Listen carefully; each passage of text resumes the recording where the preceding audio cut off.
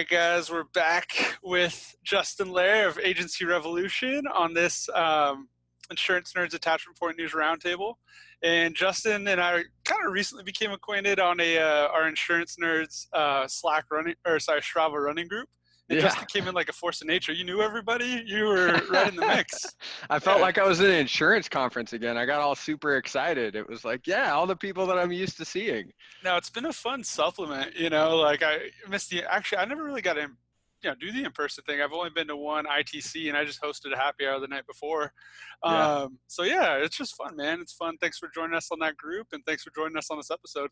Yeah, I'm kind of a sucker for anything related to Strava. So it was, gosh, I think it was probably 6-7 years ago at this point.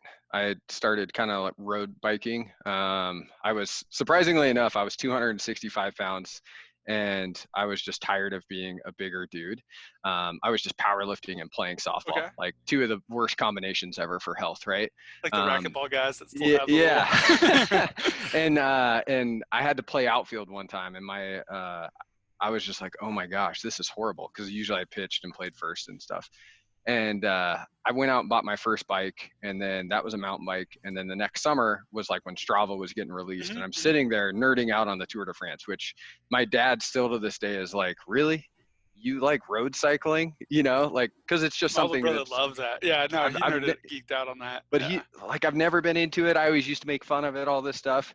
And so I was one of the first guys that grabbed onto Strava and.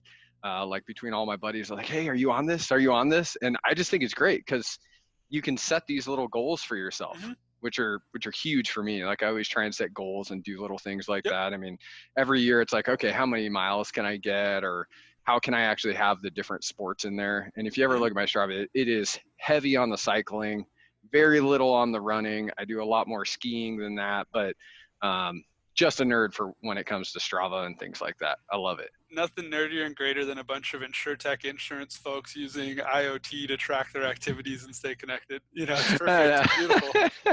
It's like it's a storybook. Yeah, and for those who aren't familiar, Strava is just a really cool free app.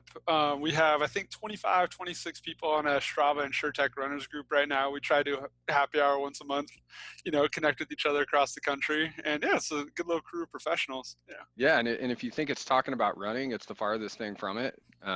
It's most of the time it's just talking about Kevin Costner. Kevin Costner was the main theme of the last thing. That's what we do.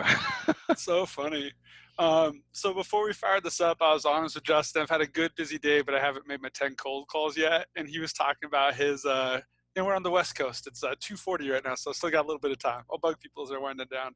But yeah, Justin does really cool marketing, agency automation, but he was saying his first 6 years, what we're saying, they're dropping you off in vans, knocking doors. When I first started, I was in an insurance brokerage here in Bend, Oregon, and I got that job right when I was 21. It was kind of random. I was back home for a back surgery that I had to have, and I kind of just applied for the job, and I was like, oh, this will be interesting to see if I get it, and get a call at 8:15 in the morning, and at 21, I'm just waking up, just like, I'm getting a phone call. Hey, this is George. Any chance you can be there for an interview today at 10:30? And I'm just like, okay. What's the dress code, by the way? Well, we're business formal. And I was like, oh shoot. I'm not sure I have anything business formal. We'll check. And basically, I looked like I was going to prom. I was in black everything with a red tie. So there you go. Somehow got through that interview process and made it in there. Just talked myself into the role. And one of the first things we did, it was like, hey, let's go prospecting. Okay. How are we going to do that? Well, I'm going to drop you and 3 other agents off, and you guys are going to hang up door flyers. Or, when it was the commercial day, it was, hey, we're going to pick an industrial park in town, and you guys are going to just walk door to door and introduce yourselves and give out cards and see if we can get some X dates. Dude, it's funny to think about that. My first sales job was like copiers, 2009, like Great Recession. And day one guy's not there. They just give me a stack of business cards off his desk, and they give me a 1-page script and like, okay, start calling. But I Yeah. didn't cold call in for a moving company since I was like 18 that I grew up around. So that wasn't too scary. But we went to like Irvine high rises like day one that we're like getting kicked out of. I remember literally my hands like sweating a little bit in the elevator, just talking to front desk people, collecting cards, trying to figure out contacts. Takes like Yeah. 2 weeks to get over.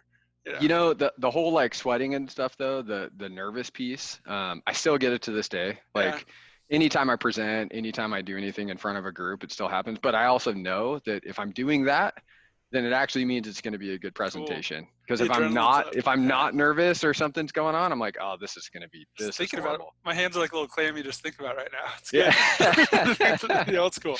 You're like the auto shops, I get to Yeah. call them. No, it's funny. Like, it comes back to the basics, and you want to set up the cooler programs like you're doing for agents and for bigger groups. I think there are more intelligent ways to do it or multiply your efforts or your message. But I think that ground level understanding is key. If you're talking marketing without ever selling the thing, I mean, I think it's a little bit of a different animal.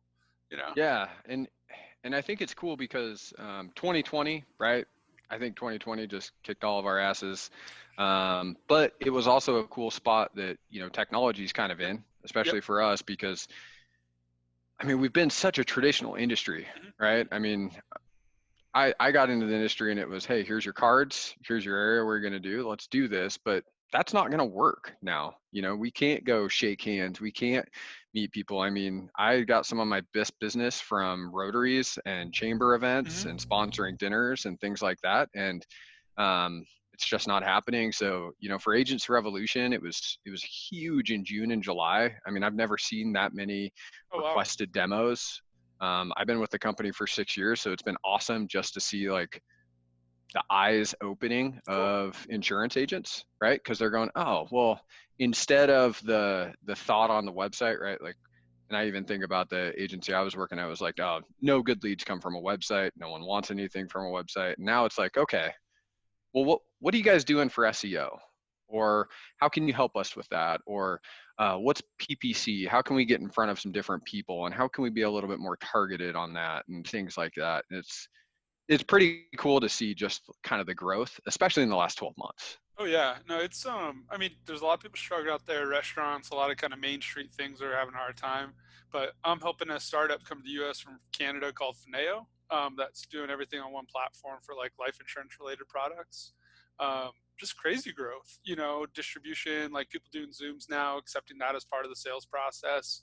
Yep. There's been a huge kind of orientation and openness. Like, I swear it did more change in like 3 months than probably 20 years for the industry. Yeah. And I Yeah. think it's all, I mean, I don't want to say anything about 2020 was positive, but I think it's positive for the industry that we kind of took that growth because, Yeah. if you look at some of the, I say thought leaders, right, from 5, 10 years ago, they were kind of predicting this for a while and that we need to expand and we need to grow. And I think we've always seen some of those reports coming out saying it, but I think it was true. It's, hey, you need to kind of expand the thought process. And are you going to die? No. But is it going to help you a heck of a lot? Yeah. Yeah, I think so. And I think there's a lot of kind of automation that can get rid of some of the paper pushing side of the industry and kind of put you into more of the person to person side. And then another interesting one, a buddy on Twitter yesterday asked if it'll be easier to hire for in office or remote going forward.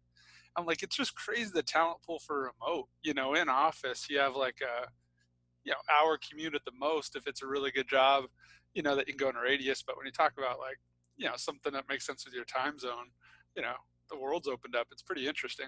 Well, and I mean, think about that remote employee. You're going to get, a higher talent level. Do you really want that talent level to be taking on some of those small day-to-day touch points that you might be able to, automate? I mean, that's one of the things that we kind of focus on at Agents Revolution is, let's, and the biggest thing to what we're doing is we're integrating with a management system and we're Cool. trying to take that workload off staff members and trying to make life more efficient, right? So if you're going to go out and you're going to get that talent from another area or you're going to, and which we can all admit, we kind of have a staffing issue in the insurance industry right Hmm. now. Hmm. So when you find good talent, let's not waste it, right? Like you're not going to have them fill out cards and copy and paste emails and leave voicemails. So let's automate some of those things. Let's use some cool technology. And I mean, I think that's some of the things that we're doing and trying to just help out the agents in the industry. I'll pretend like I'm not doing some of that and that I'm doing savvier things than that, but a little Yeah. bit of both, you know. Well, the other cool thing though, going back to our original talk, the fact that you sold and now you're automating marketing, that you have a sense of what the transaction actually like, because like sales in theory versus sales in reality are always two different animals, and it's kind of a moving target. What works today might not work in 6 months, and you know, it's interesting how you kind of have to evolve with the marketplace too.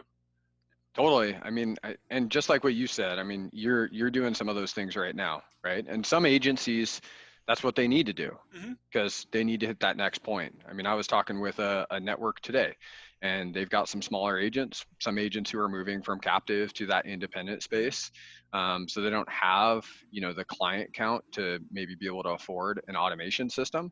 But we've got some other simple email marketing tools, some simple social media tools, things like that that don't cost as much. And so it's interesting to see where those things kind of fit and what agency or agents are kind of gravitating towards and what technology they're Hmm. looking for and how like just that little shift in things can actually help them.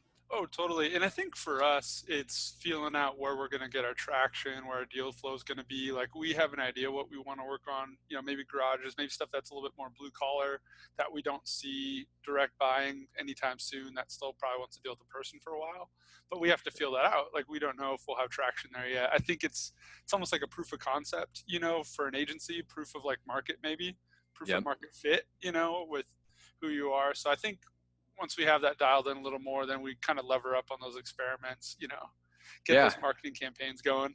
And even for you guys, I mean, what you guys do when it comes to marketing automation could be different from what your Hmm. competitors doing for marketing automation, right? And how much you want to personalize things and how much you don't want to personalize things. I mean, that even comes down to a customer by customer Hmm. basis, right? Like you might want to text message some of those customers that you have, but you also know that there's a demographic of your clients that do not want text Right. messages, Yeah. right? So, I mean, even though it's automation, you're still going to personalize to that. I mean, it's not taken automation does not take away the personalization piece of that. It's just helping with the workflow of it.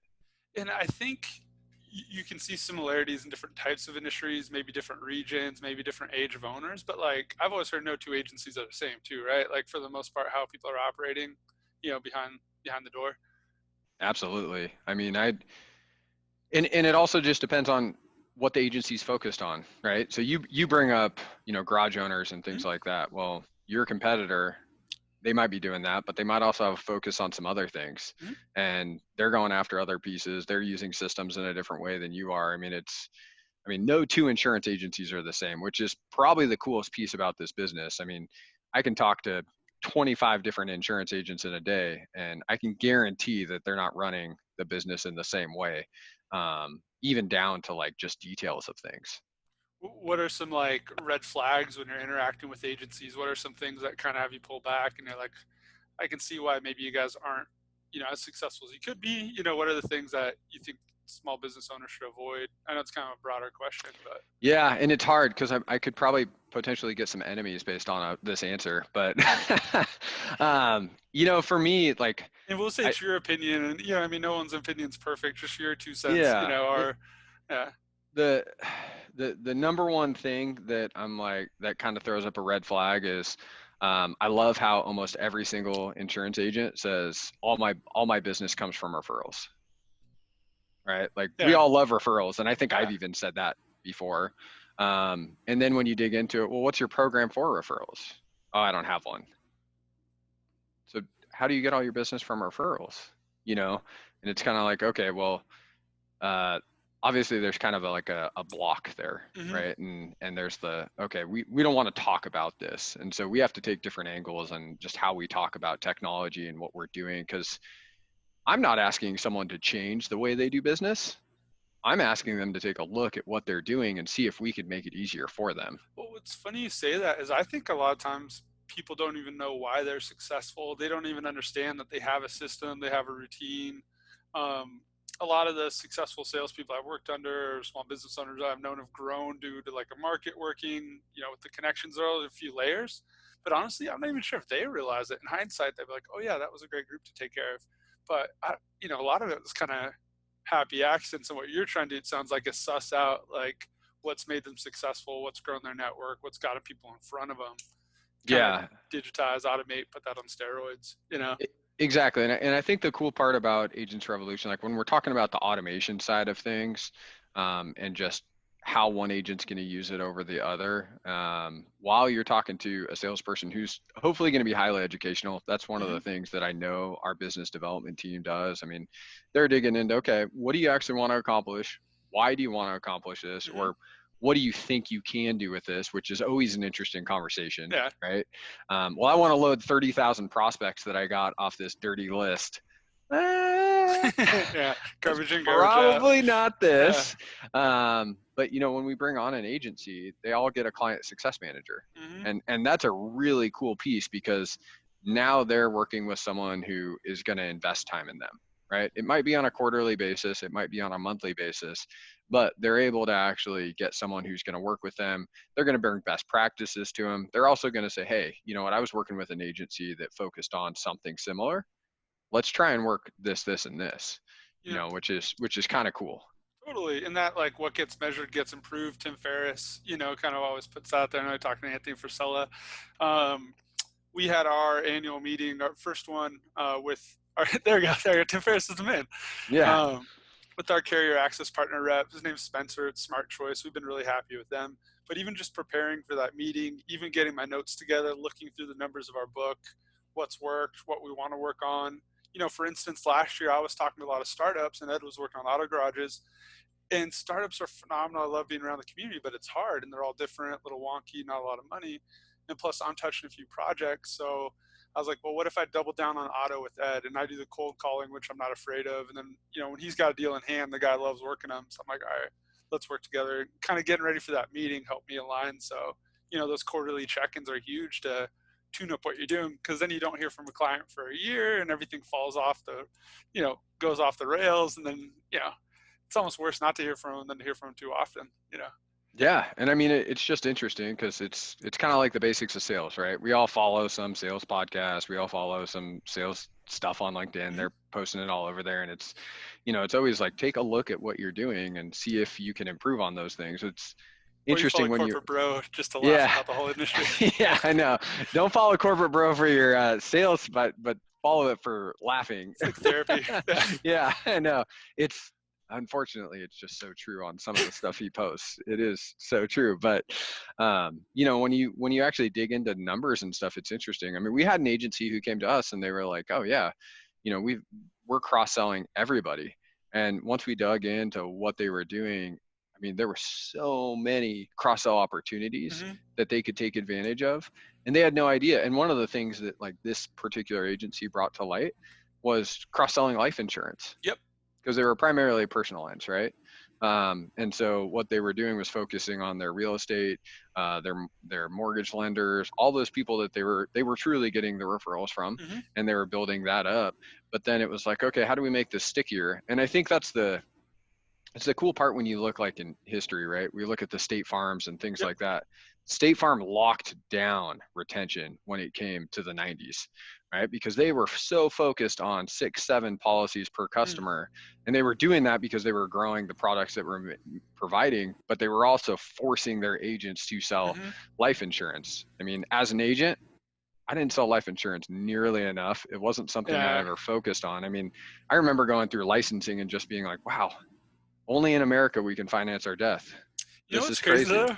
I honestly feel like when I get a life policy out, even when it's a smaller term for a buddy, it's like almost doing them a favor. And I love the upfront commission. Don't get me wrong, it's nice, but I feel good when I sell that one. You know what I mean? Like, it's like, if there's nothing there, and if they're married, they have a kid, there's a house, I'm like, what are you doing? I think that's just the difference. I mean, as I get older, like signing up for life insurance and things like that, it's like, okay, I understand what it does now. But I mean, you got to understand, when I went through licensing, I was 21. Right. Yeah. So it was like, oh my gosh, what would we ever use life insurance for? And now it totally makes sense.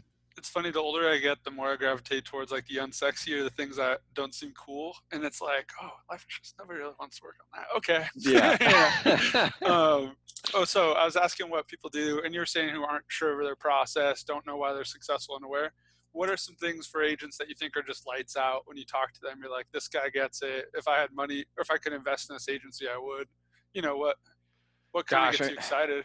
Yeah. some of the, I mean, that's again loaded question because when I'm talking to agencies, there's so many different things. Mm-hmm. But I mean, I love talking to agencies that already have a process, Cool. right? Because that means that they've already focused on some of those small details and they've Mm-hmm. already taken a look at it. But when we get into that process now, they're like, okay, how can I make this easier, right? How can I take my employee that's spending maybe 3 minutes per contact reaching out doing Mm-hmm. XYZ? How can I take that workload off so that they can actually focus on some phone calls or they can focus on some other things? That's what gets me really excited when they're like, oh yeah, we've got this process, we do this, or hey, we're using this technology, but we kind of like this and this, and we kind of get into those steps because we've got such a wide range that we touch with our tech.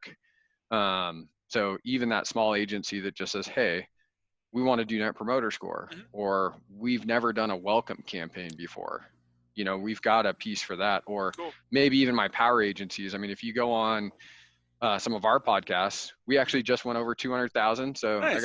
I gotta throw a little bit out there because that Heck was yeah. a huge feat to have over 200,000 listens. Wow. Um, Yeah.